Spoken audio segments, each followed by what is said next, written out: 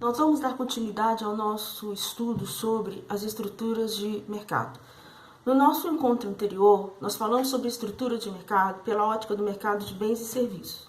Hoje, nós vamos falar sobre a estrutura de mercado pela ótica dos fatores de produção. Nós temos que compreender que a economia ela é dinâmica, ela é formada por mercados que se interagem. Então, nós temos os mercados de fatores de produção que são utilizados no processo produtivo no mercado de bens e serviços. Os fatores de produção são basicamente a terra, o capital, a tecnologia, a mão de obra, ressaltando que Adam Smith valorizava muito a questão da mão de obra, o trabalho humano. Inclusive, ele ressalta isso muito no livro que ele publicou em 1776, denominado A Riqueza das Nações. Então, vejamos. Nós temos, então, algumas estruturas de mercado no mercado de fatores de produção. Nós temos aí o mundo da concorrência perfeito, e vamos utilizar o exemplo aí de a abundância da mão de obra não especializada. Então, o que aconteceria com o valor, com o preço dessa abundância de mão de obra não especializada? Em decorrência do número ser grande, né, essa mão de obra não teria condições de obter preços mais elevados, exatamente pela abundância. Então, é uma concorrência perfeita no mercado de fatores de produção. Outro arranjo seria o monopólio, né? O monopólio no mercado de fatores.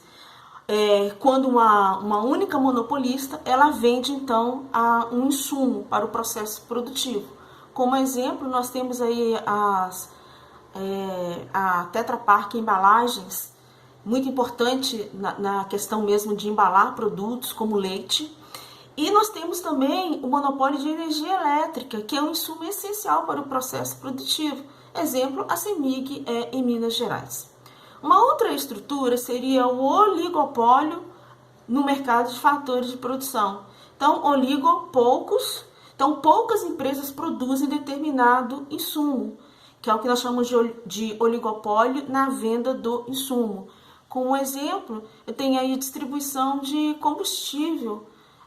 No Brasil, praticamente 4 empresas dominam mais de 90% de distribuição, entre elas a BR Distribuidora. Então, um oligopólio no mercado de fatores de produção. Outra estrutura seria o monopsônio. Não confunda com monopólio. Monopólio pelo lado da venda. O monopsônio é pela ótica de quem compra. Então, há somente um comprador.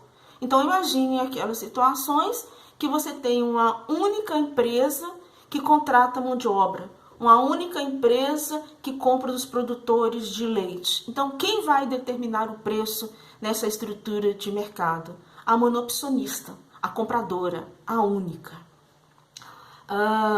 Temos também uma outra estrutura de mercado, que seria o oligopsônio. Também não confunda com oligopólio. Oligopsônio são poucos compradores que dominam o mercado para muitos vendedores. Então, nós podemos pegar uma indústria de laticínios em determinada região, onde que existe 2 ou 3, e estes 2 ou 3 laticínios é que vão, então, comprar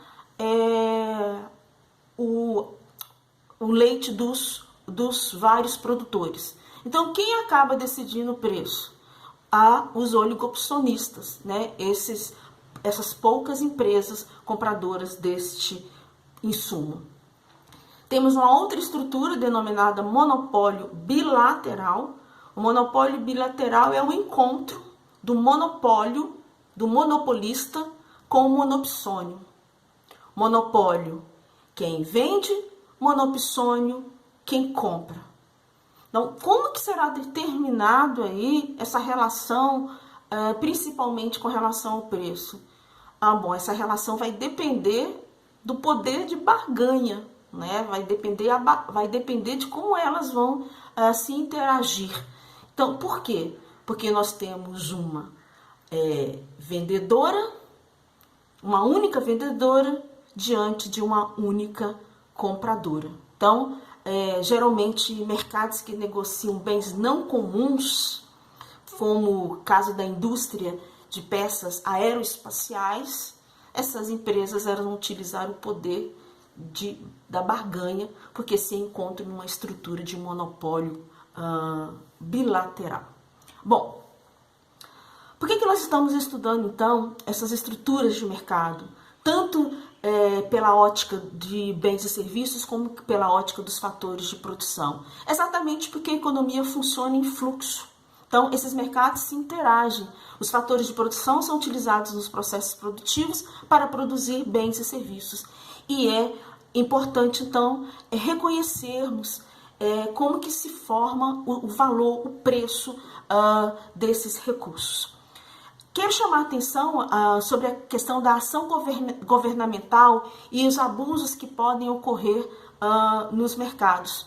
No Brasil, nós temos o Conselho Administrativo de Defesa Econômica, que é o CAD, em que ele foi reformulado pela Lei 12.529 em 30 de novembro de 2011. O CAD é uma autarquia federal e pertence ao CAD julgar, reprimir os abusos contra a ordem econômica.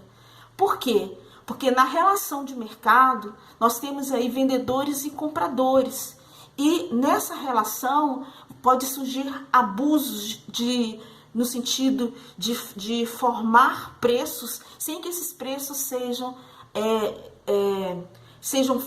trabalhados os fatores que formaram esse preço.